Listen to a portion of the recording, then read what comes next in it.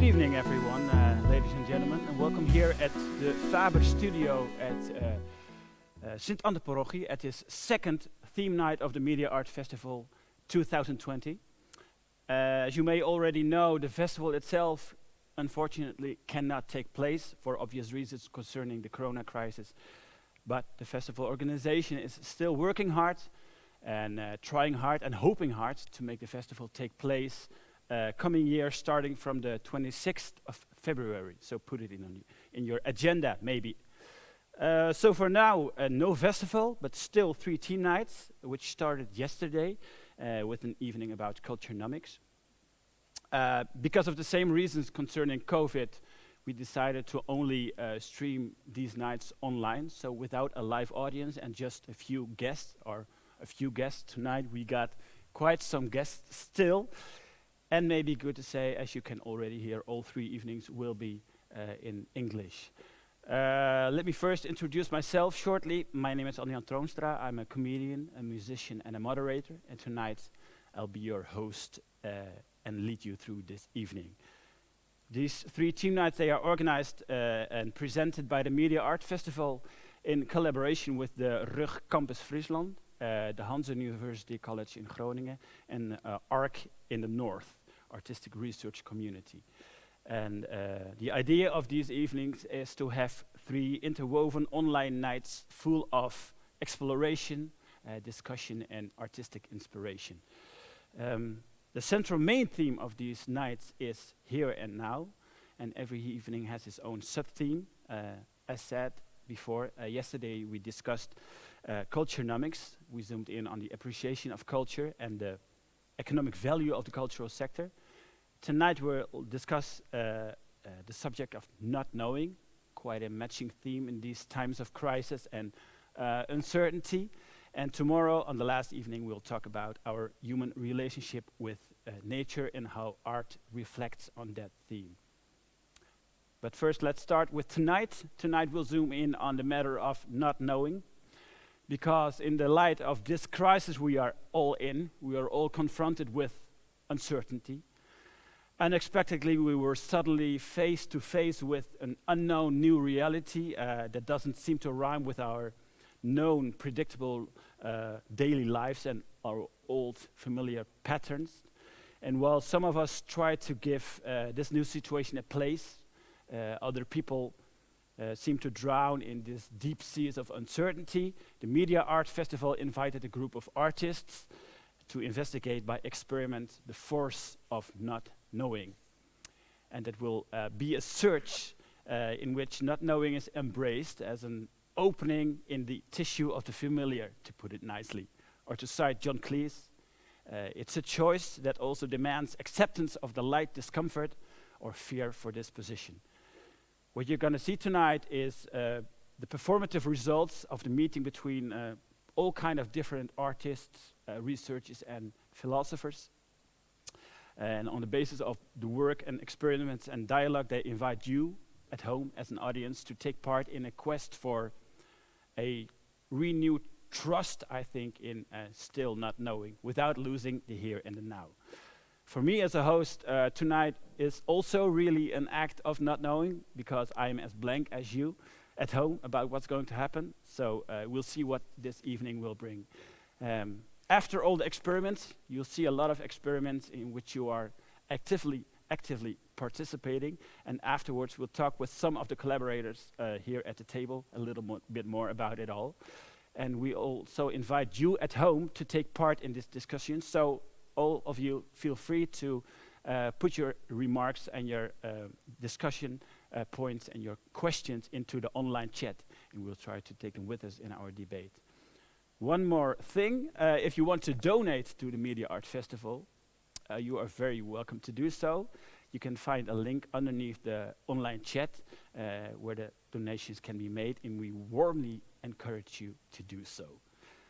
But for now, let's begin. Let's start with our trip into the area of not knowing.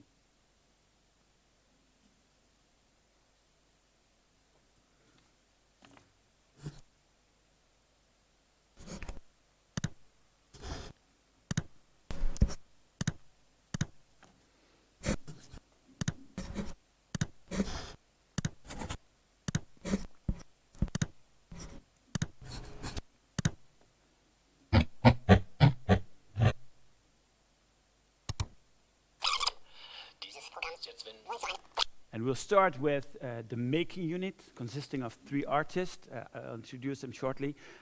Kevin Perrin is a designer, visual artist, and passionate about music, I read. Paul Taverne is a printmaker, photographer, teacher, and researcher.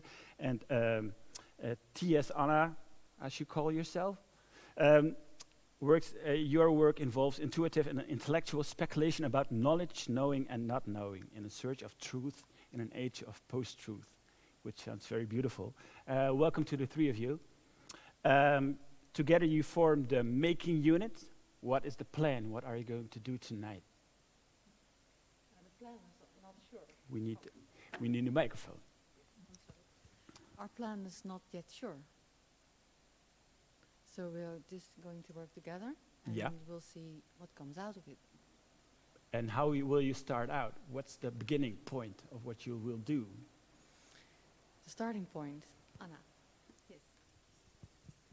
Yes, so our starting point, I hope you will help us with it. Mm-hmm. And we will come to it back shortly. But we are with 3 artists. We have never really worked together. Mm-hmm. And we are putting ourselves in a kind of in a new situation of crisis, because we have some materials set, but we don't have a starting point yet, and we have no clue what will come out of this. Does that make sense? That makes sense to me. I hope to the audience also. But I see here a big bag of French fries before me. Yes. What's with that? Yes. So we asked our fellow artists to help us with the starting point. And we don't know what it is. We asked them to put in, for example, a concept or a drawing or a question or anything that they find interesting. And put it on a piece of paper. Yes. Yes. So you can see it here. Yeah. We would like to ask you to pick one out. Mm-hmm. They're kind of big pieces, so yeah. Shuffle it well. Yeah. I'll take something from the bottom. Yes. So here you are. I think you should open it Okay. and see the surprise in us. What's written down here is, the stabilities of life are nothing but a temporary barrier, islands in stormy seas. And it's written by Brian Masumi. And he's got a little drawing of a person, I think he's fishing at an island. Wow. Well, that's our starting point then. Is that something you can do something with? Yeah. We'll just start beginning, and then we'll just take it from there. And All right. It's like a conversation. I would say get started. Yes. And good luck to you, and we'll get back to you through the whole evening. Good luck. And then we immediately go on with our next segment. And our next segment is called Playful with Models. And it's from Adrie Schokker and Henry Byrne. Adrie is a media artist living and working in Groningen, and his work he researches the impact of new digital image technologies on our society. And Henry Byrne is an English artist who splits his time between the UK and Holland. And his predominant medium is paint, and he has a special interest in appropriation, how ideas are made, how they are taken and reused. And tonight they present to you Playful with Models. Adrie will give an introduction, a monologue, and after that, subsequently, an artistic experiment will be carried out by Henry Byrne. So the word is to Adrie. Okay. Playful with models.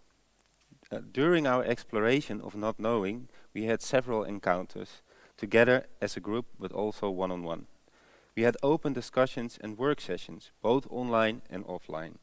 We were also asked to give each other a thing you had to stick with. This could be anything, from a physical object to an image or a video.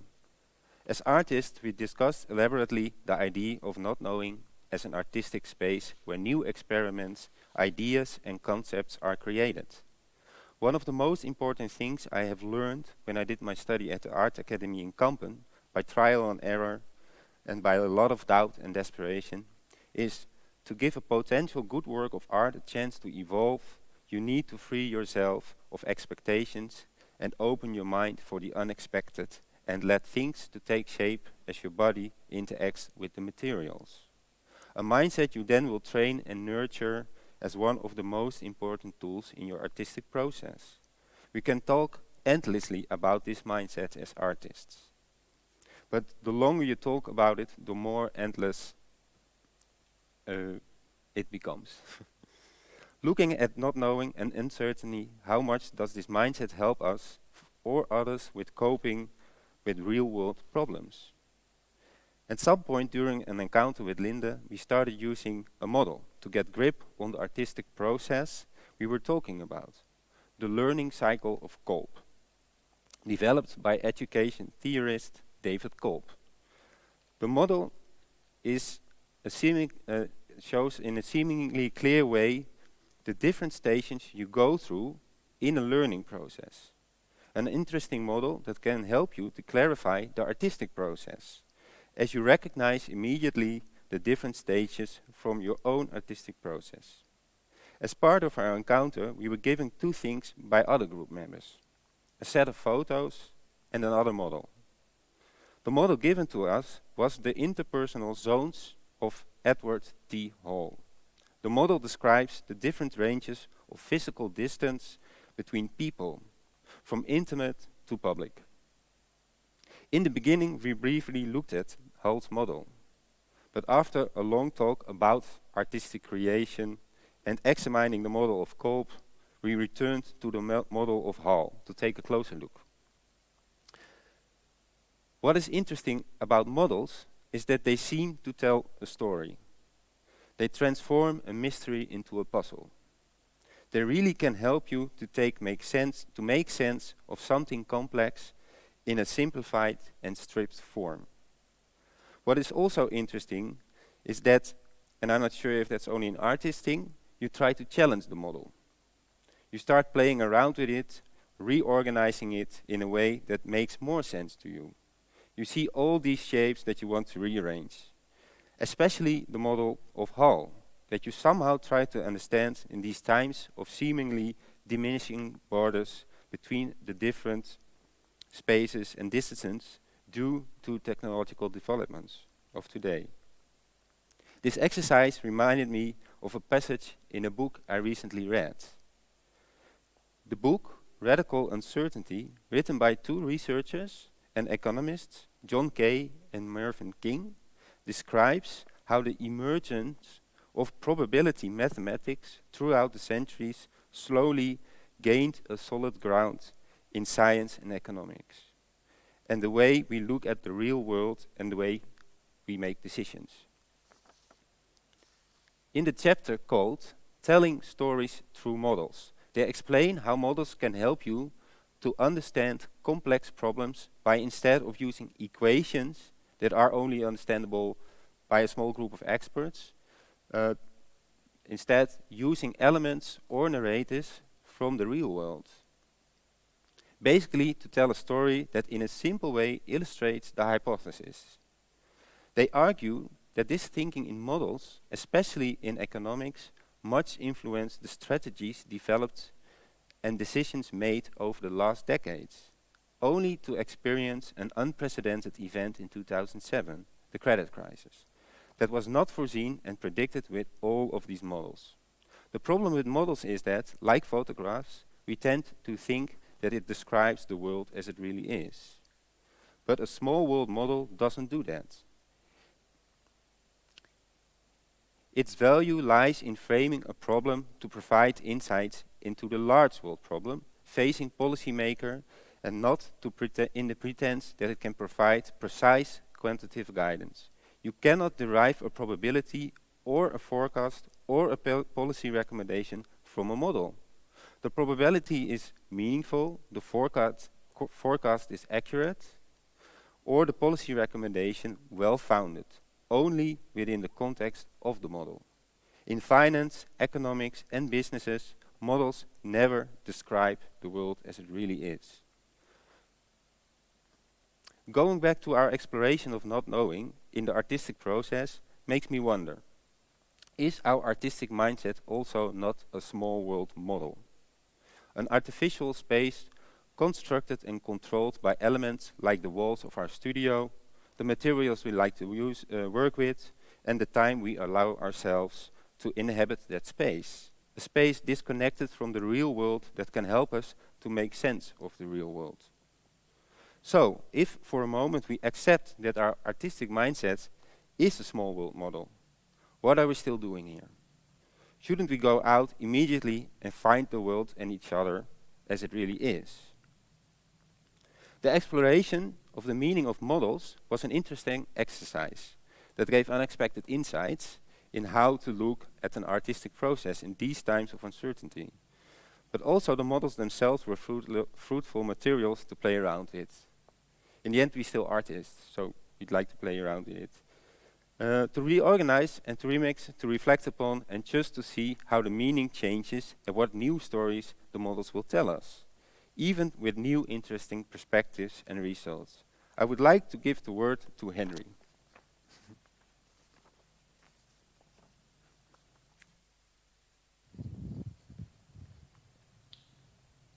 Thank you, Adri. So in this exercise, I'm going to go through some models and probably go over some of what Adri's already said already. So to understand the unknown, models, of course, tell us what we know for the future and we know for the present. So, models. So I have a short video here. It's the first exercise we're going to do. If we could play it. So what I'd like you to do is to describe what you're seeing in one word to yourself. Is that playing? Do I play? Yeah. This is an exercise in how we might think about models. So what do you think we're seeing here? Some kind of rock formation, right? Maybe a couple of rocks. Okay, well, there's more than one rock now. So there's a couple of different rocks in a rock. So there was a single rock. Now there's a collection of different types of rocks. And we go out a bit further, different perspective. Okay, fine. Then we go back to a rock again. And okay, yeah, not high res stuff. But yeah, so you start as a rock, and I think a model does this. It starts from the singular, it expands it to have the multiple. So a rock, there's so many rocks in the world, and then the further you go back, again you go back to have a singular rock again. I think models work in that way. So it relies on you knowing what the subject is, and then it takes that knowledge, generalizes it, and then puts it in a bubble. Okay, so this is another model, or a map. And of course, we all know what a map looks like, but this is slightly different. All the proportions look off, because this map isn't about locations, it's about populations. Generally, when I think of a place, I don't think of the topography or the landscape, I think of the people in it. But what this map also tells us is that it's also based on our understanding of countries, of lines that are artificially drawn by us, to define different areas of the world. So online, thinking about this, I found this maturity levels graph, which I thought was first quite funny, but looking at it and looking at the iconography of it, it breaks down very abstract concepts into nodes, which then puts it into certain directions. So if you follow this strategy, you're going to come up to some kind of maturity level, which is, mature. But that's at the top. So you get these models are supposed to be impartial, but this one's pushing you to a certain direction. And then we come on to the other models are different. Some are more spiral. So it goes around more iterative, so you reflect on yourselves. And this is also an example of that. Again, relying that you know stuff, relying that you know what the subjects are. And this is taking the words concrete, reflective, abstract, and active, and putting it into Google to get maybe a contemporary context of those images. And then we get these, which makes it, of course, very abstract. So to come back a bit, so models are a reflection of knowing and unknowing and reducing them to get to certain forms of knowledge. And this is a graph made by Hannes. So it's a process. Okay, so let's take a step back again before we know what we know now and look at how models have been done in the past. How did we used to think of models? So this is a map made in the 17th century where there was lots of unknowns. In the top left-hand corner, it just goes to blur, but then you have some religious iconography to try and justify what is unknown. As you can see on the map, they put ships, they put ports, they put rivers so the ships can navigate, and some animals, presumably just for edible, but the essential element of this is that there's bits in here that are of mystery and also of a personal choice. Where if you compare that to a contemporary map, which of course this is Google Maps, so you know that it's an interactive format, but the space is scientific. It's all the decision-making of how it should look is reduced down to one method, which is a scientific method. That is still a method, and it's still a decision to do that. But the most obvious thing within a map like this is how it's broken into sections and slices. So we have this perspective, we click on the country, and we go to the next node or next bubble. And then it's an iterative process similar to the other diagrams I've shown you. But you can see how the map is completely divided into you knowing these symbols and these icons to then go through and to. So, we got this map due to our course from Carol, which shows these personal spaces as these different nodes of outer, middle, and inner. And we thought that's just totally not what life is like, because it's not so clean. There's always a crossover the inner and the outer spaces. So Linda came up with this model, which is just a bit of a mush of, no offense, Linda. Oh, did Adri come up with this? Oh, Adri, sorry, my fault. Well, Linda and Adri came up with this model, which is a combination of these two worlds, the inner and the outer, maybe the unknown a bit, where they're not so to one direction or directive, maybe. And then finally, we come to Linda's model, which is, again, models can be interpreted. And the other examples of the two maps was at different stages, we have a different convention to understand what a model is. So we can also break these conventions, and we can allow a bit more uncertainty to enter into our model thinking. Because at present, they just seem to go on a certain direction to some kind of defined realization, where we don't think it's like that. If you allow some uncertainty into our models, we allow some discussion, we allow a bit more debate, and maybe we allow them to be a bit more real. So that's the end. Thank you, Henry. Hey. And Adri. Yeah, you can applaud. Of course. Thank you both.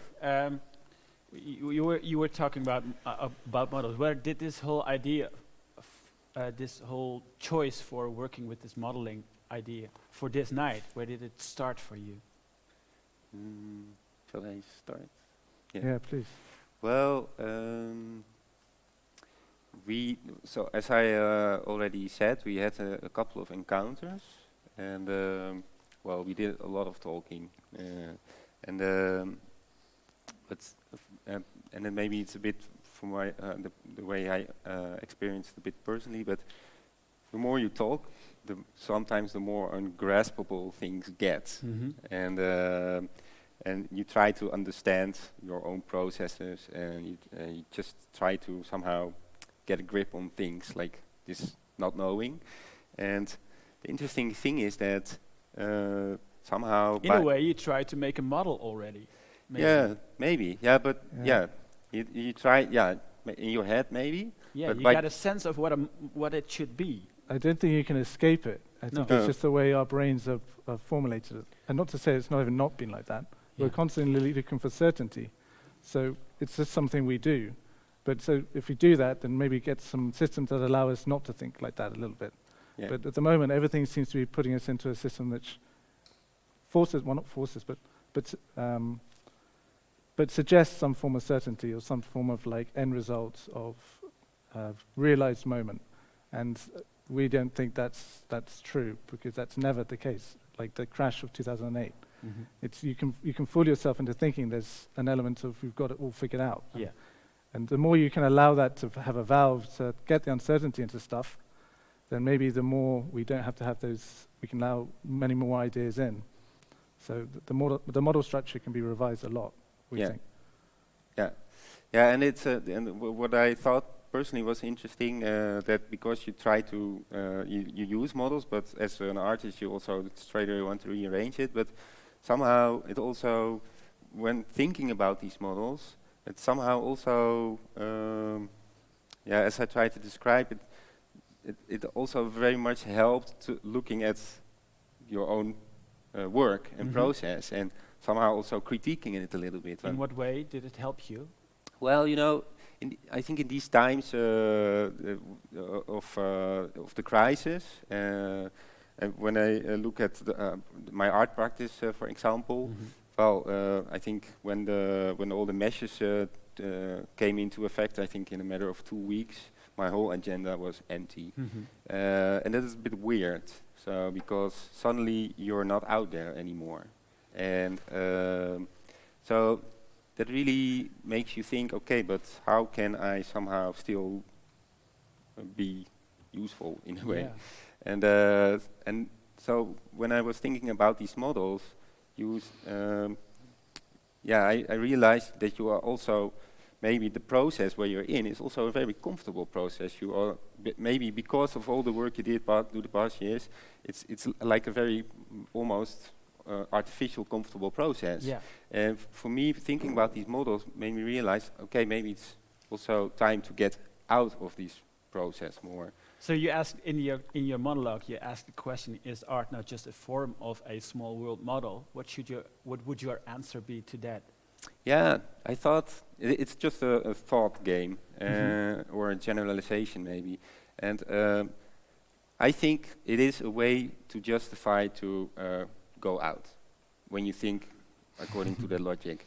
But of course, it's also important just to give yourself this space of not knowing and just be in your studio and work. So, yeah. Yeah, because Henry, when talking about art, it's also always, I would maybe imagine it's about getting around all models or escaping from the models. Yeah, I think it's kind of not possible to escape. That would be my question. Is that even possible? I don't know if it is. I think maybe it's a conceptual trick to say it is, and like maybe that's escaping it because that's a form of escaping something. But it's not a choice either. It's like I think it's the environment you live in. It's because the modernity, how we set up our society. But there are elements, and I agree, just getting out, maybe outside of COVID, but. Yeah, I think maybe instead of trying to get away from it, realize it's there and realize it's having an effect on you, and then adjust to that. Not adjust, and as your title actually is, be playful with it. Maybe art is about playing with the models of life. Yeah, nice way of putting it. Yeah. One last question. We were talking about all this during dinner, and you were talking about the change of the meaning of models through time. And you also you took some maps from the past and how this evolved through time. What does it tell us about the function of models overall? I think we look at previous maps, and of course it has a large religious connotations and a lot of slave trade imagery, and that is a thing. But the thing that's louder for me when I look at those maps is how it's so obvious it's a personal reflection. And it's so obvious it's dating its time. And I think with contemporary maps, because there's science or some kind of logical veneer, it seems to be non-human or non-personal. And of course it is personal, and it is human. It's a decision to do it in that format. Yeah. So because maybe we just need to realize that, and maybe that's maybe enough, but that it is a human thing, and you can also think of it in a different way, and that's not to say it's a wrong way. Some of those maps have a lot more charm, maybe, and maybe they say a lot more in a different way. Yeah. So we can pull a lot from looking at things just very openly, and the past, and seeing how different models have worked. Yeah. Because it's all a perspective, and it's just because some give more information in one way, maybe they give less information another way. So we can pull out different things at different times, and we shouldn't be afraid to do that. Thank you guys for now. Okay. Adrie Schokker and Henry Byrne. Thank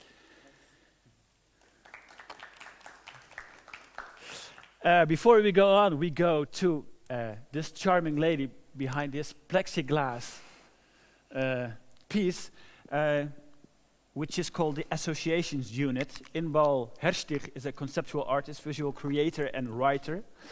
And Inbal, you are working whole night behind your perspex wall.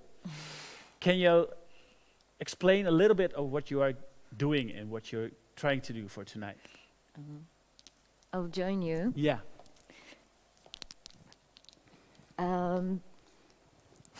Yeah. So what I'm doing tonight is trying to get the whole event as a sort of an image by both drawing what I see, but a lot of it is writing what I hear, and then very quickly organize it in a way I could see connections between things. Because in the process of the making of this event, we worked in groups, we worked separately, and we didn't have like a specific idea of where we are going. So this uncertainty is also part of what I'm doing. I have no idea where it will lead, but yeah, we will see. Yeah. So you're going to draw this whole evening, and you're going to write things down. Yeah, write more than draw. Yeah. Yeah. You said you are totally uncertain about the outcome. Do you have any hope of what the result will be? No, no. I'm trying to, as Adrie said, to allow myself to feel comfortable in this space of uncertainty, and I think as an artist it's something that is very important to do. In your daily work as an artist, how comfortable are you with the not knowing? It depends, but I think definitely since COVID, things have changed so rapidly that it was like a boot camp. It was like training for the unknown. So it's also reflected in my art, and I started more to observe my surrounding and see what I get from it, and this is also a bit what I'm doing here. Thank you for now. I would say go back to your unit, and we'll get back to you later on. Thank you. Inbal Herstig.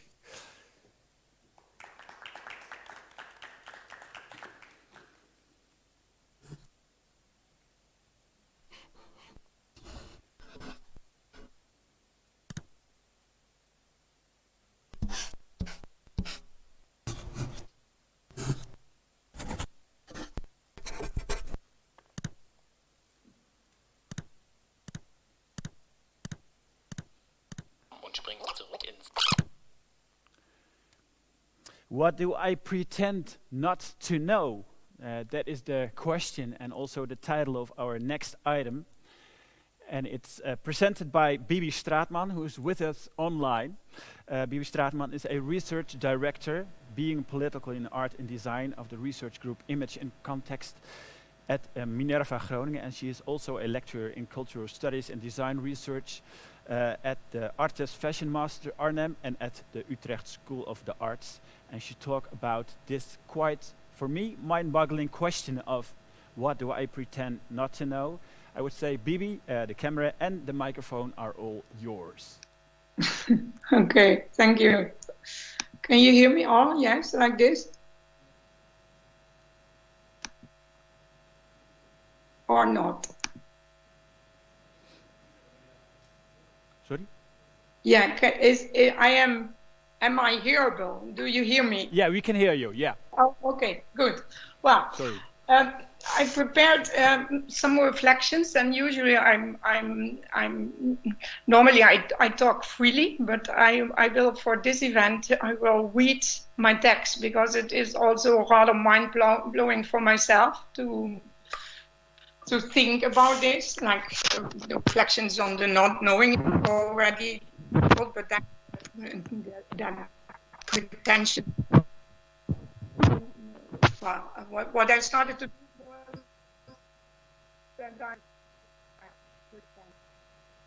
pretend something a little bit more clear. I pretend not to know what is going on in India right now. I pretend not to know how angry and hopeless many people are due to corona crisis. I pretend not to know how I can fix my own washing machine or the flat tube of my bike. I pretend not to know how real the collapse of ecosystems is. And I pretend not to know where my food is actually grown.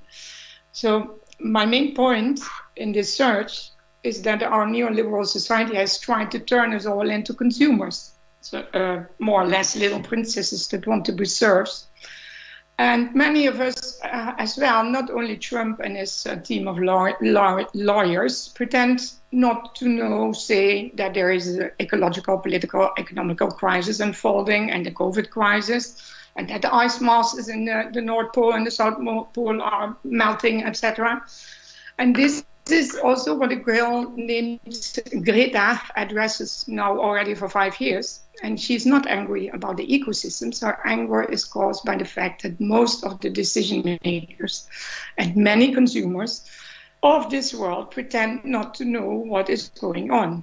They rather close their eyes for too much realness, or openly deny this reality of the collapse of, for example, ecosystems.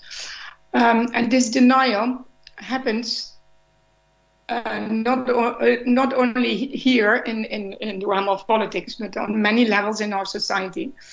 Average consumers choose to only see the beautiful front offices of global companies that sell, for example, apparel or food. They deny the ugly, disastrous back office truth of fashion production and food production, which that consists of pollution, exploitation, the production of mendious storytelling. So yes, one important thing that, to my opinion, and just to my opinion, let's say for the moment, artists and scientists and researchers should be doing is to help us sensitize our senses, our brains and our feelings, to sensitize our senses for the inevitable, namely crisis, or for that which is currently being denied within the context of consumer society, namely the reality or the truth of our systems, the truth that's being hidden by marketing, branding, propaganda, and the continuous bombardment of seductive, perfect imagery. So the urgent development of new future perspectives, bringing up new aspects of that truth or reality and producing knowledge about it, is the fruit of our creative abilities to imagine or to acknowledge other hypotheses and other concepts, other theories, other models. We talked about models lately. Other aspects of reality in order to get a glimpse of the fullness of that reality beyond propaganda. I call it propaganda. But one has to develop a very strong desire in order to be that kind of an artist, I think, or that kind of a scientist, or that kind of a researcher these days. One has to cultivate also courage to continue this research, this debate, for questioning our current models. It is not easy to choose willingly for openness, for new approaches. one has to become, and that is a word that I want to elaborate also on, one has to become a lover of truth and truthfulness, which is more than bringing up facts. So not knowing is either then to close one's eyes for new models, theories, concepts, for hidden truths, or it is the first step in acknowledging that we need to face some inconvenient truth that does not fit in the smooth and carefully created branded stories that we are surrounded by. Wow, and now I make the shift to another reflection, and I need Socrates for it. As consumers, in fact, we act in these days just like Alcibiades. He was one of the students of Socrates. And Alcibiades was a hero, a war hero, and one of the super rich sons of the families of Athens in 500 BC. And he had one big desire, namely to be the lover of Socrates, or Socrates had to be his lover. This is the main theme of our book of Plato, Symposium. If we stay in the position of princes and princesses that want to be served and loved, we never turn into lovers. That is the search. A society that stays in its hierarchical patriarchal mode, in which there are those who have the privilege to be served and those who have to work hard for them. So the hero, the young Alcibiades and Socrates are part of that society. They have to struggle with these roles. Socrates in the play refuses the role that Alcibiades wants him to play, namely to serve the princes of Athens with knowledge or with admiration. Instead, Socrates incites Alcibiades, who belonged to the much powerful and wealthy classes of Athens, and who was much more wealthy and much more powerful than Socrates.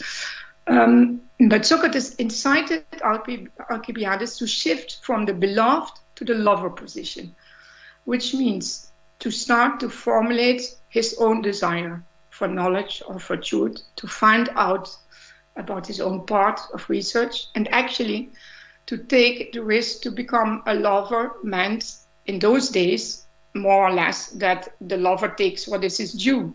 But what Socrates wanted Alcibiades to understand is to become a lover means that you have to become vulnerable, and that you never know whether he or she will be heard, understood, accepted, that you never know if the knowledge that you gather during your research and during your own part will be enough to clarify a situation or to prove the truth.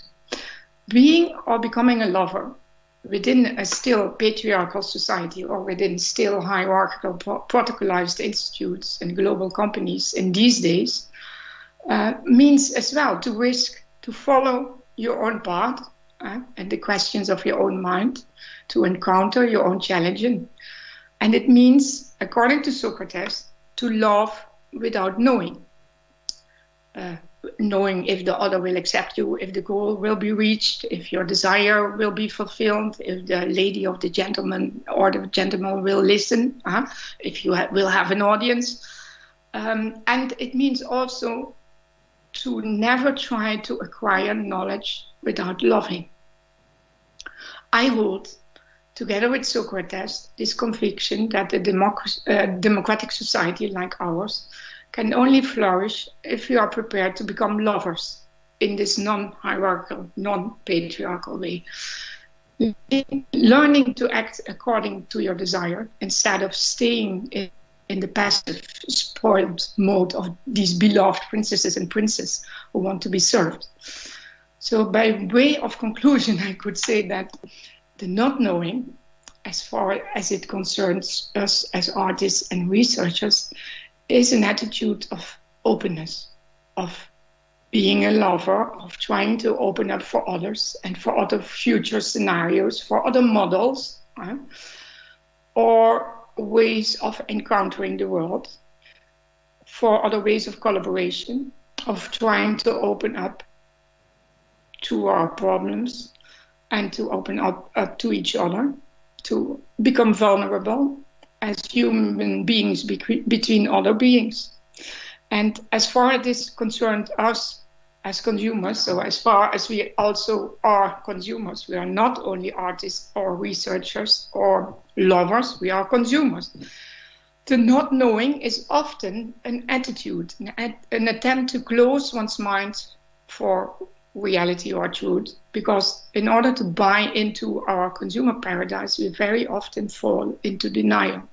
We start to pretend not to know about the back office problems of our consumer society and of our own complicity to that system.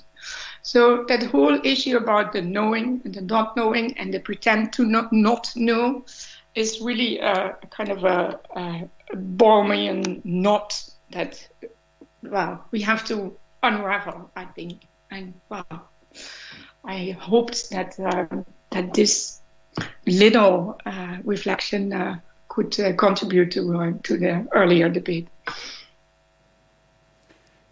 Thank you, Bibi. Straatboom. One very short question. You were talking about pushing away knowledge. Yeah. And is it about deliberately pushing away knowledge? Yeah, well, that is that attitude that we have as consumers, that we deny what there is, that we deny truth, that we deny knowledge. So that is the pretending not to know. So that's deliberately, I suppose. I mean, it is something we want. It's also a very human reflex, I would say. Of course. And but how to you plea for openness and vulnerability, but we have to get around this very sometimes consciously, sometimes unconscious reflex. But what do we need to get around this reflex? Well, to listen to artists and to researchers and to become ourselves also more open towards these questions about, is this society the type of society we want to have? Is this where we are happy with? Is this where other human beings at the other side of the world are happy with? So to open up really, not just to have our own little lives, but to become open to the world in a new way. And reflect on if we are satisfied or what we want to change. Bibi, thank you for joining us, and to thank you for your ideas. Give her a small applause, maybe. Before we go on to our next guest, let's first take a quick look at the making unit to see what's happening over there. Guys, how is it going there? Do you have a microphone? Yeah. Hi. Hi. What's going on there with you guys? I think I will pass on. We're still in the middle of it. So You're still in the middle of it, but what are you working on? Maybe give a little clue of what... We're working towards each other. We're working towards each other. You're working towards each other. Yeah, trying to find a way and communicating without talking. Yes? Yeah. All right. That's it. Good luck. Yeah. And work on with each other, and we'll get back to you at the end of the evening. And we go to Blind Swedish Chef, because that's what our next experiment is called. Blind Swedish Chef. It's executed by Hannes Arvid Andersson and Marcelo Agustin Martinez Carran. Hannes is an artist, researcher, and speculative multimedia practitioner. And Marcelo is a multimedia transdisciplinary artist and researcher. And they will, for the rest, they will introduce themselves. So, ladies and gentlemen, I present to you the Blind Swedish Chef.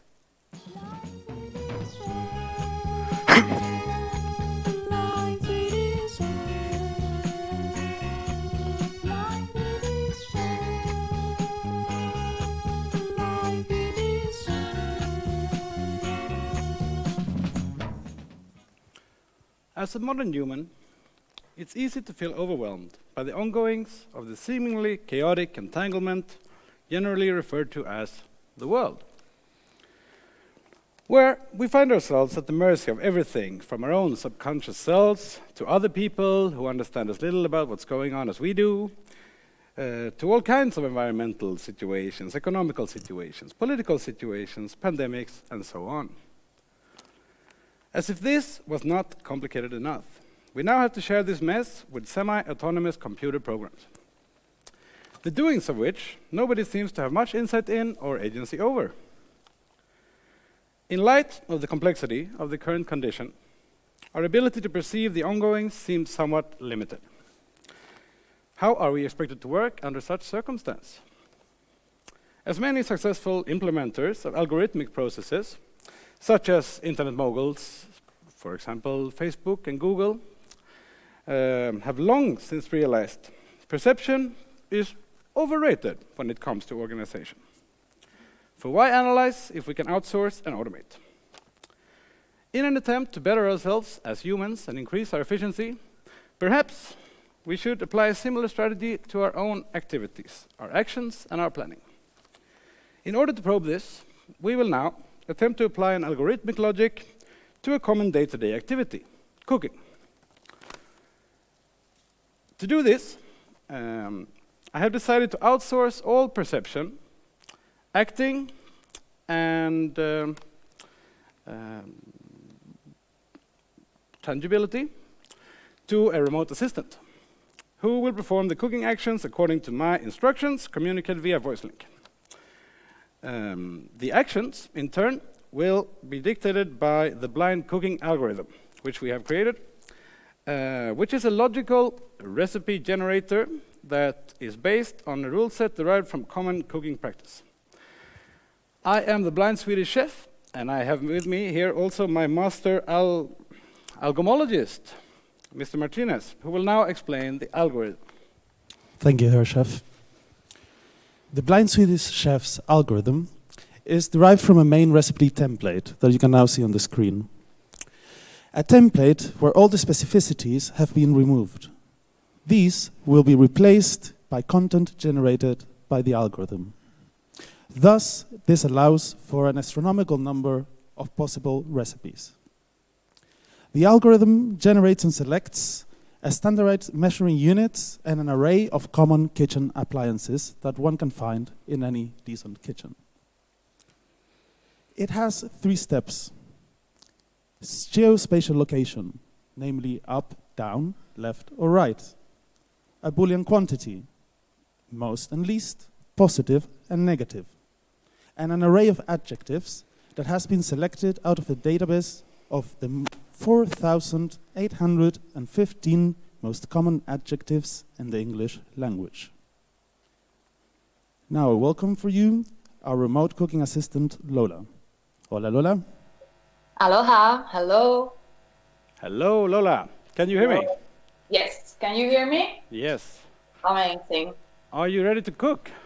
Yes. Okay, let's cook.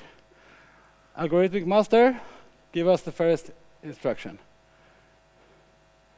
Lola, please preheat the oven to 363 degrees. Okay. Then, from the first shelf on the wall, grab 5 teaspoons of the right least persuasive ingredient. Place it in a pot and grate it for 26 seconds with a whip. Least persuasive ingredient. Could you elaborate on that? Could we get an elaborate description on the right least persuasive ingredient? Yes, for sure. Right, referring to either right or left direction. Also might be interpreted as the right way to do something. For example, cooking. Least, in opposition to most, but in reference to what exactly? The amount of ingredients you have in a pot or anything that's remaining? One could ponder over this question. for a long time. Or maybe not. Maybe one would be persuasive. That is to say, one would be compelled by the ingredient itself that wants to be cooked. Does that answer your question?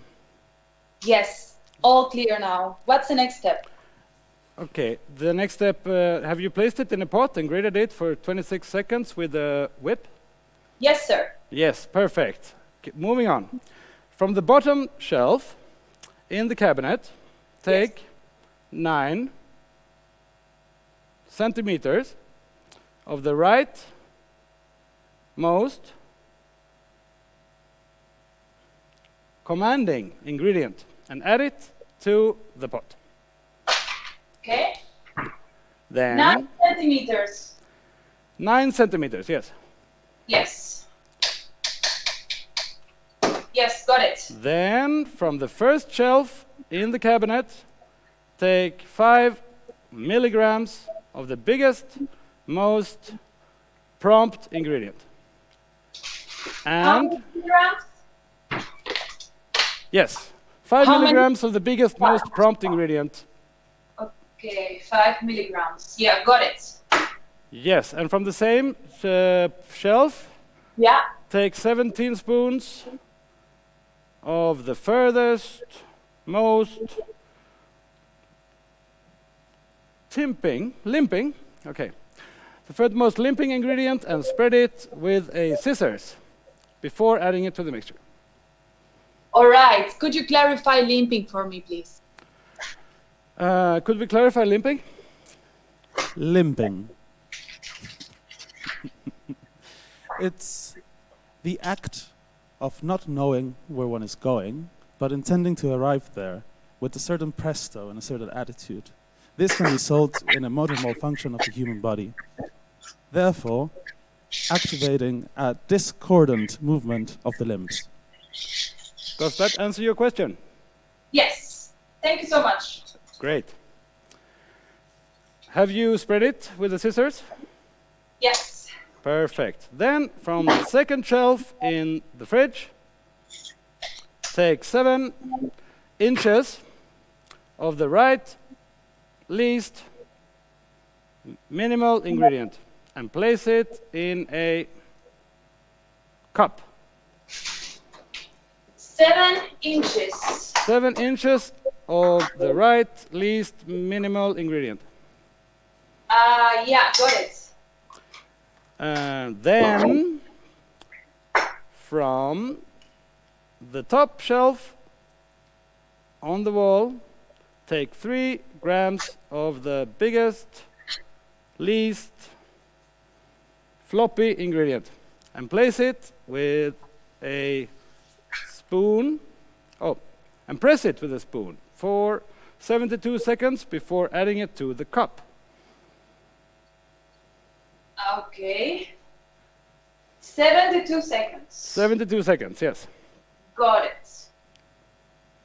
Then to the same cup, add from the top shelf in the cabinet 7 tablespoons of the left least undifferentiated ingredient and crumble it together with a salad fork. Got it. You then add the contents of the cup and the pot into a suitable container and let it melt for 8 minutes before serving. Okay. Okay, we will hear back from you of the results after the next sequence. Awesome. Thank you. See you. Please stay on the line. Okay. Thank you. The blind Swedish chef, ladies and gentlemen. And the algamologist. I just got 2 very short questions.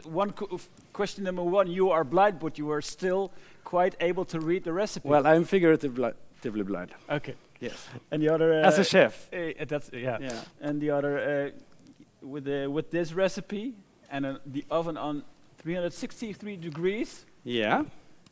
how hopeful are you for a good outcome? It's very hard to say at this point. We have made some tests and with varying outcomes. Yeah. Were there some tasty outcomes? There has been, yes. Yeah. Yeah. What was it like? Allegedly. I haven't tasted them myself. We'll get back to you later to hear about the results and how it tastes and how it smells and how it looks like. So thank you for now, the Swedish chef, Swedish chef. For now, we're going on with an observation exercise by Linde X. Linde X is a Dutch visual artist, artistic researcher and teacher. In her work, she is exploring ways to understand non-human worlds through a human perspective. So I give the word to Linde. Hi. I start with a small exercise, but before I do that, I have to explain a little bit about the background of this exercise, where it comes from.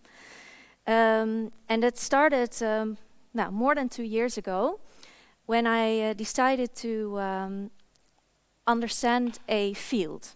And that was this field. It's a Google photo that I cut out in the exact shapes of the field. And I did that because in the Netherlands we're surrounded by meadows and grasslands. And I wanted to understand what that was, to be in that field and to understand the whole world and being of that field. So my journey started there, and it was cannot say that it was my best work of art, but it was a project that had a really big influence on the way I still work as an artist. And what I did is I did a series of attempts, as much as I could possibly think of and do in the 9 months that I was there.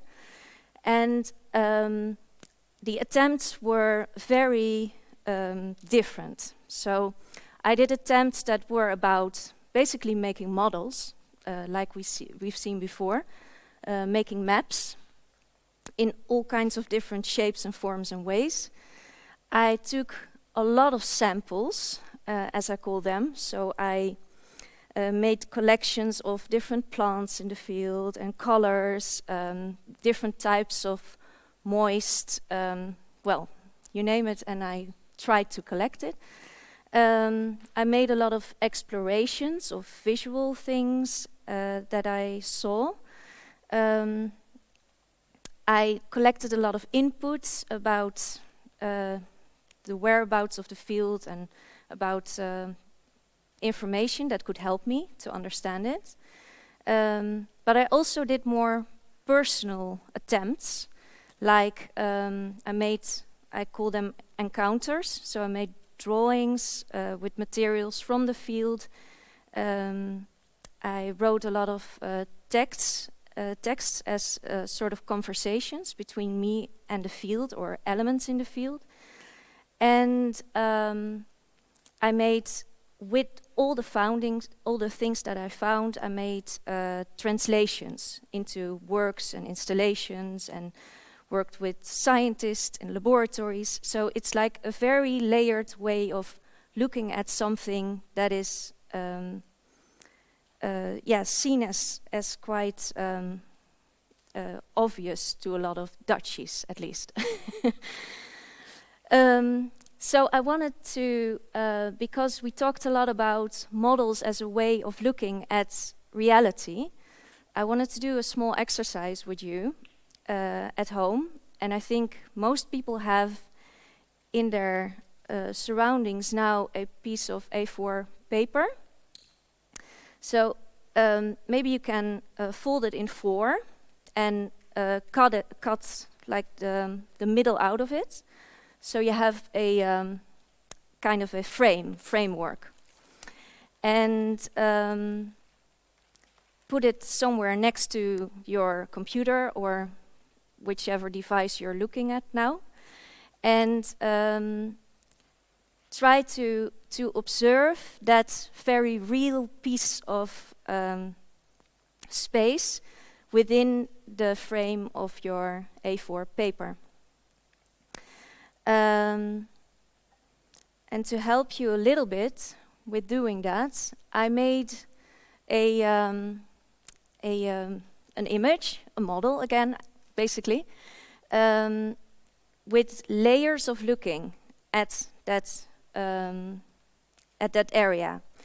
And maybe you can, while researching your small piece of land, let's say, or piece of table, or piece of whatever, this can help you to look at it in as much different ways as possible. So on the left, on this model, you see more approaches, you can say, like a technological approach, or a mathematical approach, or a personal approach. And on the other hand, you see ways you can work with the model, or with the space. So writing stories about it, looking at primarily the colors and try to map them, finding out the textures that are in your small space. So I hope this will help you to look more extensively at the details that are very present now at this moment in reality next to you. Yeah. Thank you. Linde, X. Yeah. This observation exercise, it really sounds like it's about mindfulness, I would say. Ah, yeah. Yeah, indeed. Yeah, it's about focusing on the here and now. Although the field project was to me also about history and about, so it's understanding something in as much as many levels as possible. As many layers as possible. Yeah. You for yourself, what does this kind of focus exercise, what does it bring you? Yeah, with Adria, I talked about the models, and to me, we saw that model with the circles that he talked about, and I get always quite a bit. Yeah, I always try to challenge the models. That's what I. Why? Yeah, maybe because I used to make models myself. I used to make infographics, and I always try to figure out ways why it cannot work, or why in reality it's different, or yeah. With this exercise, I think you start to look at things in a more. You see that reality is very, very depends very much on the angle that you or the layer that you research from. Yeah. So with this exercise, actually, you're trying to escape the model view. Yeah, because I think it's a quite dominant way of looking. Yeah, and it's as Henry said, it's quite difficult to escape that way of looking. Yeah. And we're also brought up, like in education and stuff, with that way of looking. But I think it's really interesting to also put in some more personal or mystical or mysterious, or like to make it more layered, the way we look at the world. Yeah. Last question, you talked about your work about attempts to understand the field. Yeah. You said how it still has an influence on your work now. Yeah. In what way?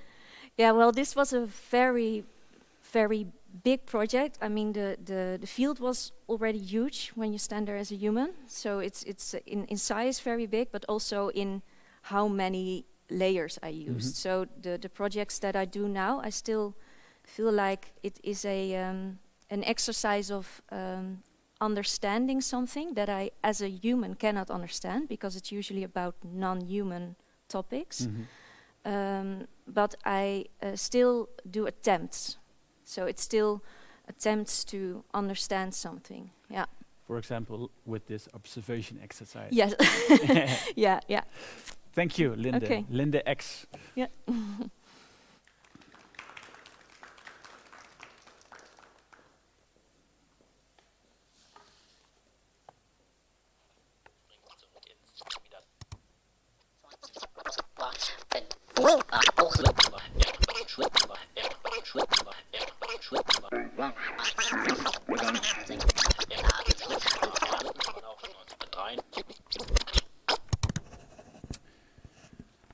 Let's go back to the blind Swedish chef, Hannes, to hear about the result. Tell me, what's the outcome of the recipe? Do we have the assistant online? Hello, yes. Hello. We are curious what I have cooked. Oh my God, I can tell you that this is by so far the best recipe you ever created. Very good. That makes me very pleased. Can you take us with us in what the result is? What does it look like? What does it smell like? How does it taste? Well, I haven't tasted yet, although I was really dying to do so. So I will taste it now, and I will take you with me through this journey of taste. Very good. So I am now tasting it. It's warm. That's good. Oh, it's really good. It's sweet but salty.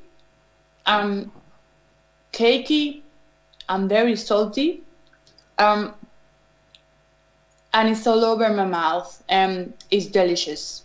It's very wow. I wish you could taste it. It's wow. I really love it. Great. Yeah. It sounds very good. Sounds fantastic. It sounds like we have to put it into the market. Definitely. I think this out of everything that you have cooked so far is the best. Fantastic. Could you tell us actually what's in it? In case I want to cook it again. Oh yeah, please. People take note.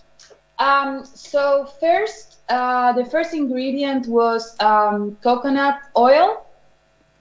The next ingredient was Nutella with a pinch of salt and cacao, and then some flour and dark chocolate sprinkles. So it ended up being a very chocolatey recipe, but the salt on the recipe works amazing. And when you melt it, which you couldn't really melt it, it became a bit like cakey. So yeah, I think it's amazing. So there you have it. The blind Swedish chef, salty, cakey, chocolate mess. That's the name. Can we sell that? Yeah, I think we can sell it with that name. Thank you very much. Thank you, Hannes, Marcelo, and the invisible Lola. Thank you, Lola. Yeah. You enjoy, Dewey. And let's go on. Let's see what's going on in the associations unit in Balherstig. What have you drawn until now?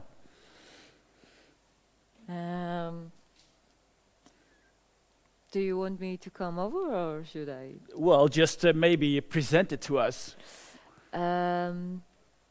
So we've got multiple people in it saying a lot of things. And then there are some arrows and pointers and a lot of colors. And yeah. That's it. Yeah. In the meantime. In the meantime. It's not over yet. At the end, there will be an end result. What's happening with the end result? What are you going to do with this? Well, I don't know where it leads exactly, but I'll try to take part maybe from each text and maybe create a new paragraph or some insight. A new starting point. We haven't finished yet, but yes, maybe. Thank you. For now. This was the last presentation. For now, I want to invite Hannes again, Adri and Linde, to have a short discussion about this whole evening and the theme of not knowing. So I invite you to the table and talk a little bit more about this whole concept of not knowing, because maybe we can elaborate a little bit more on the basis of this whole idea of this evening. Why did you choose this theme of not knowing for this evening? Where did it start? Where did it start? Yeah. That's a good question. I think I also have to refer a little bit to T.S. Anna, who is doing the maker unit. Well, I work together with her a lot, and in her work she already has this very strong fascination for not knowing, knowledge gaps, and I think it mainly started, as I said already earlier, when the whole COVID crisis started, and that was just a lot of not knowing going on, a lot of uncertainty, a lot of how do you say that in English? There's a lot of information coming about, for example, this unprecedented virus or this new virus, and you see this developing knowledge about it, but it's also developing in different directions, and you see that also how people react to it. You just see that they want to have certainty about such a new topic, and I don't know. I think that those impressions, they just started this idea of what does that mean, that not knowing, and isn't it is I think in normal life it's a bit like a dark connotation, not knowing, being in the dark, so or a stressful experience, and so we thought, is it not a way to somehow explore it a bit better and see if you can just bend it a little bit to a more how do you call it? Lighter experience or constructive experience. Yeah, because you were all artists who didn't know each other, most of them, and you came together, and you had to work together. Yeah. So how did your first meetings? How was that? To start working together with people. I wouldn't say completely that we didn't know each other. I mean, some people didn't know each other, but we never worked together. We never made something together. So I think most of the whole process of this ongoing thing that's been going on for a couple of months was just to figure out basically what we would do, but we didn't press that issue. I think Adri also said that the best thing would be to postpone any decisions until the very last moment. So for the first encounters, we basically just talked. Then we had some sort of triggers, like we talked about before, with these objects that we give to each other, and topics and themes and these exercises kind of. But it was all very open-ended. Yeah. So this whole thing that got decided pretty much just 2 days ago or something. Yeah, during the past days. Yeah. So it was a kind of a lot of unknowns. Yeah. Yeah. And what I want to add to Hannes is that what I thought was interesting about this process is that not everybody knew each other, so it was kind of new, but because of the whole situation, we also were a bit forced to work both offline and online together. It was one of my questions. How did that work out? Yeah, that was kind of a challenge, but it also a very interesting experience, I think, because we also experimented with buddy systems in a way that if the people that were like physically together, they also all had a digital buddy. And almost what you said, like a Tamagotchi or something. Kind of like a Tamagotchi, yeah. Yeah. So, but that was also kind of an interesting, just research also on how can that work together. But yeah, that was challenging at times, I think. Because you as artists, some of you are maybe used to working together, but most of you work autonomous on your own, maybe most times, a lot of times, and now you had to collaborate as a group. So I might say there's a difference between not knowing as on your own or not knowing in a group. What's the difference? It's exponential. It goes like this. Because if I don't know and you don't know and they also don't know, then it's gross. The unknown unknowns grow. Yeah, it's exponential. But which one of the two do you prefer? Well, I like both, Yeah. to have both in Mhm. practice. Yeah, Yeah. yeah. That's why I also work myself often with others, like with dancers now or with scientists, but also with other artists. But you also have to I don't know if you have that, but you want to go back into your cave sometimes and Be on your own again. be in your own not knowing bubble a little bit. You said comfortable. Yeah. Bubble.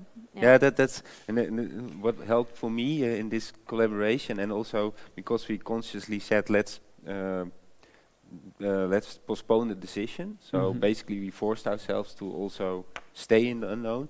But these words of John Cleese, they helped a lot. And he also said that's also what he says, is that you can postpone your decision. Yeah. But he said also never. I'm not sure how literally he said it, but he's skeptical about people that wants to make decisions very quickly. Yeah. And so, and especially you are in a group, and I think you become aware of that. And I think what worked very well, that I think nobody did it in the end. No. We just kept it very open. And it Yeah, was, that's very open. yeah. That's true. Till the Yeah. end, basically. Yeah. Yeah, because our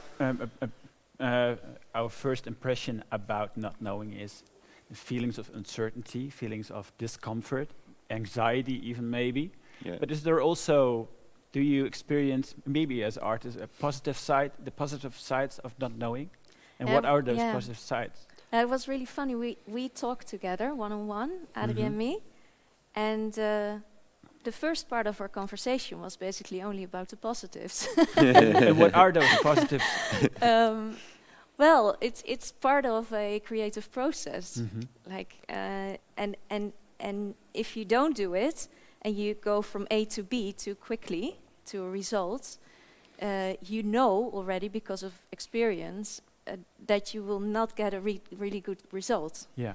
So you have to go through a lot of stages of despair and hesitation, and So maybe it has to do about all possibilities are still there, maybe? Potential, I think. The Yeah, potential. because the more decisions you take and the more you define what it's supposed to be, then the less potential it has to do anything else but that.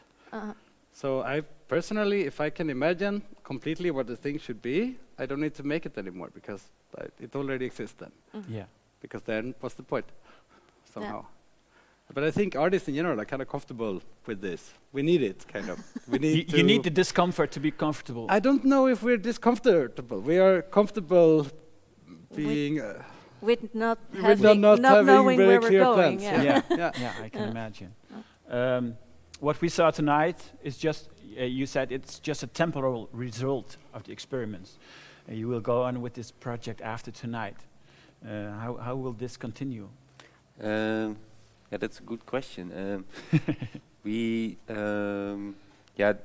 One of the plans we have is that we somehow want to transform this research into some sort of a publication. You could also say this is already a publication, but it's just we don't work on it so long yet. So this was a very good exercise to somehow transform our first encounters into work.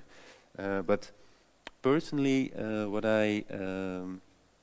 I think we did a lot of discussions together, but with each other. But it's still, we still are all artists or researchers. So that's also kind of a bubble, maybe you could say. And hopefully we could somehow communicate a little bit what we did, and also encourage people to observe more closely, for example. But for me personally, I would very much like to just go out in the street and talk with people about it. And just to see what they are saying. I think everybody in his life once had a moment with a feeling that you had nothing to lose anymore, for example. Yeah. And that's also has something to do with that. There can come a lot of interesting conversations about that. Yeah. Irene is standing over there. Hello. There are some reactions and questions from the audience. Yes, thank you first so much to everybody for sending in your questions, and also we got some nice feedback today. People really enjoyed the sequences, so that's fantastic. I'm going to start with kind of maybe the easier one, and then we can end with the big ones. So this one's for Adri.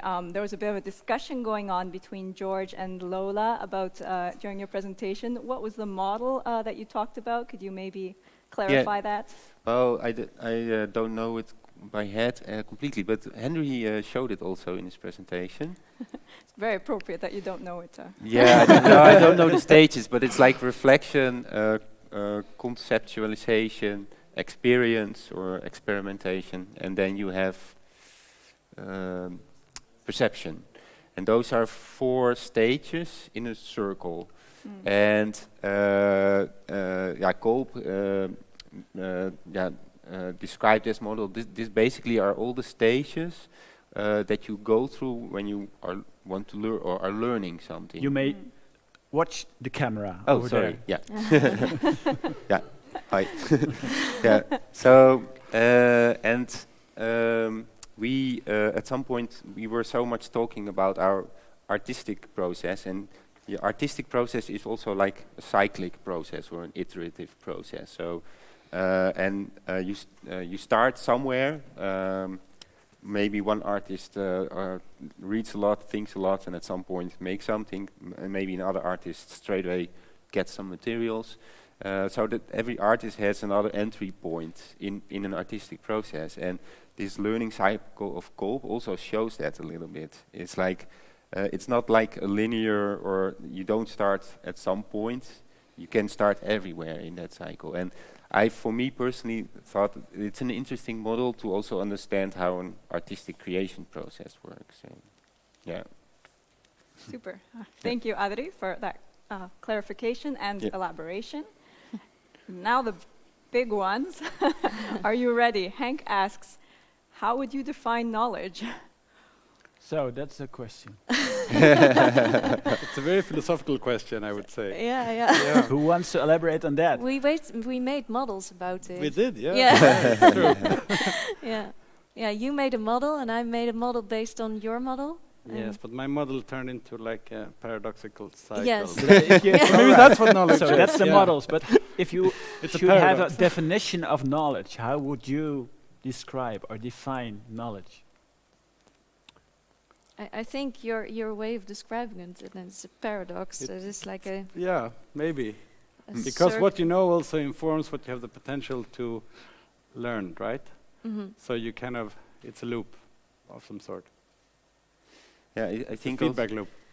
I have no clear definition about it, but I think your brains are somehow hardwired to have certainty, in a way. That I think when They are looking for certainty. yeah, it's like a reflex or so, and I think ways to create certainty is to gather information that somehow explains something that is not known or that you don't understand. And I think that's where knowledge starts somehow.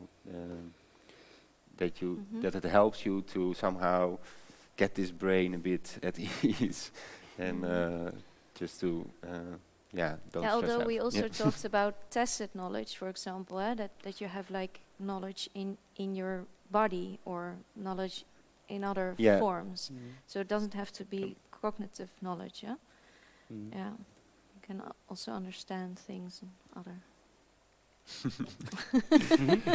So we see it's quite difficult to answer that question. After all these encounters, I don't know what is it? if our audience is very satisfied with your answers about this question. Is a really good we'll have to see. Hank, let us know. Not satisfied. Yeah, I have another one, which I guess in a way we've been exploring throughout the evening. How do you force yourself to stay in the unknown? So maybe we've seen some experiments today about that already. Is it something you force yourself to do? I don't know. What can you say to this question? In your work, maybe. In your artwork. Personally, I like it. I think that I think it's always unknown. You the can question also maybe should be you can also look at the camera. I think we should turn the question around, because it's kind of always unknown. We just, like others said, we want to make sense. We want to break it down. So maybe what we should just accept that we don't know, that it is unknown, and become friends with that, and then we can use it again. So, and I think it comes back to this with the potential, because if you can accept it as being completely open, then you have an infinite amount of possibility to maneuver in that setting. Okay, but So- how do you reach that state of openness? I think break your habits. I think I do a class in creative thinking with bachelor students, and I give them these homeworks that they have to, for example, next time they go to the supermarket, don't buy anything that they usually buy, and small things like this. I think it goes through everything. If you start doing things that you don't usually do, then things will start happening, and you can, you Maybe will see as that it has a potential. as an example, your exercise is is a way to break your habits in that. Just focus maybe. on a little. And try to look at it as much in as much possible ways as you can think of. Maybe. But I also think that now with Corona, it's something that is very clear is that we don't really know anything, right? So I think it's more about accepting that and seeing how we can, what we can do from that state than to get there, because we're already there somehow. Yeah. But I think we talked about that a lot of people are really afraid of not knowing, but because you are so, I think, as an artist, you're so trained at allowing the not knowing, because you know that you get a better process because of it, and that's why you allow it in a way. And if you are like very focused on results all the time in your work, for example, then that's not very handy to focus on, so it's a different. But it can also, we talked about, it can also help, I think, in times like these, where everything is very uncertain, to allow this and to play with this uncertainty. Yeah. So don't focus on the result. Don't be afraid. Yeah, but play with what is there, or what you be don't open. Yeah. See And what break happens. your habit. See what happens. Maybe just sometimes admit or say to yourself that you just don't know. Yeah. Yeah. So maybe that's an answer for our audience. I hope so. Thank you so much. Nice and vague. Thank you, Hannes, Linde, and Adri. Thank you very much. Welcome. And then there's one thing left to do. At the start of this evening, the making unit started working on their not knowing project. So let's go back to them and to see their end result. Guys, what have you been doing last hour and a half? Well, we've tried from different points. We started from each point. So maybe let's start with we started with a little piece of paper. Yeah, on the floor. What was on the paper, or what? Nothing. Then we just started with nothing, and we made a little. That's true. We made a little castle. This way. So basically, we started from some each size, and then we just went to the center, and then strangely enough, we just connected things and continued to play with. So it's all about connection. Apparently, it is, yeah, and maybe knowing each other and experiencing a bit, or trying to understand a bit more without talking, which was also kind of a challenge. I see. It's called Castle of the House, Prince and Princess. Yeah, the house have been removed because it's just striped. Would you like to say something, maybe? Can you say something more about what we're seeing and what you've been doing? You're seeing a testimony of us three being in this space with the thing that you picked and read out. And I think it was very much influenced by all the other people who said something, or who in one way or another they have all gotten down to here. What could I recognize? What came back from the evening we have been going through? Are there some concrete things I can see?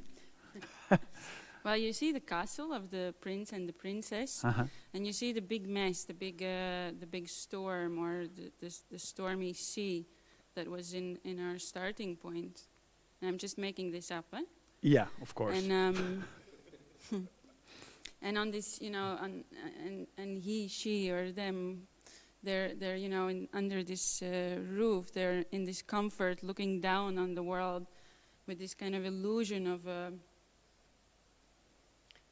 a superiority, of a kind of safety, of an overview of the world, which can, it can collapse any moment. Yeah, I see it. Yeah. Yeah. It's not. It's no real fundament in it yet. Maybe. No. No. And I think you can see the traces that we make in trying to connect to each other. So we play with each other. We concentrate on our own thing and then look up and find the other. And so it is more like a conversation, and not knowing where is it going to be or where is it going to end. And you could even use you can zoom in on parts and see stories. What will happen with this after this evening, with this whole unit? Who will take it home? It's not about that. It is not about the end result. It is about the journey. Thank you. Thank you very much. Anna, Paul, and Kevin from the making unit. Give them an applause for their end result. With this, we've come to the end of this second theme night of the Media Art Festival 2020. Tonight we zoomed in on the force of not knowing, of all kind of perspectives. We heard ideas about it. We witnessed some experiments which made us play with the whole concept of not knowing, and we tried to artificially recreate the feeling of not knowing in the here and now. Maybe we can conclude that not knowing often provides us with feelings of what we said, discomfort and uncertainty and anxiety, but at the same time, as we concluded here at the table, sometimes it also can give a sense of freedom and of possibility. So maybe for the future I would say, don't be fearful of ignorance, and cherish it, and maybe even purposely look for it. And so that's for tonight. Tomorrow we'll have the last theme night. Then we'll talk about our human relationship with nature and how art reflects on that relationship. Same time, 8 o'clock in the evening at the same online place. And I welcome you all to join us again and also participate in the discussion and ask your questions. Once again, I'll say, if you want to donate to the Media Art Festival, you are very welcome to do so. You find the link underneath the chat online where the donations can be made. For now, I want to thank some people. I want to say thanks to the people from the Faber Studio here in St. Anna Parochie. Also, thanks to the organization of the Media Art Festival, and a very special thanks to our artists, researchers, and philosophers of tonight. Give them a hand. My name is Anja Toonstra. Thanks for attending this event. I hope to see you again tomorrow, maybe, and have a beautiful evening for now. Bye.